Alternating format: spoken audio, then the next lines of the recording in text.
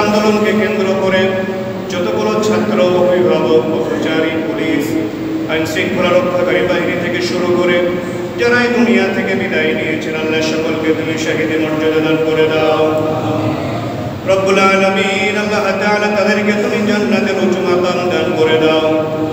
তাদের জীবনের গুনাহ খাতাকে তুমি মাফ করে দাও আল্লাহ। তাদের পরিবারকে আল্লাহ তুমি সবরে জামিল ইখতিয়ার করার তৌফিক দান করে দাও।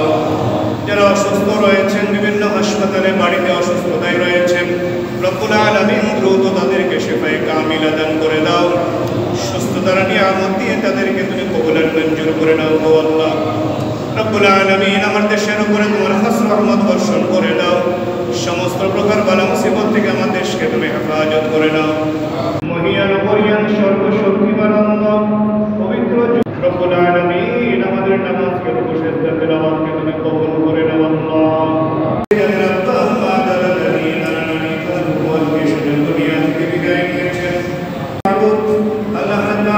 আমাদের গুনাহগুলিকে তুমি মাফ করে দাও, মাসুম বানাইয়া দাও। সবাই চলমান পরিস্থিতির জন্য তোমার কাছে দোয়া করছি মাবুদ। ধন্যবাদ দিলাম সুবহানাল্লাহ বিহামদিহি রব্বুল আলামিন, আল্লাহ তাআলাকে তুমি সেবায় কামিলা দান করে দাও। যারা জীবনের গুনাহ থেকে তুমি মাফ করে দাও, পরিবারকে তুমি ধৈর্য দাও, সবার উপরে তোমার কাছে রহমত বর্ষণ করে দাও আল্লাহ।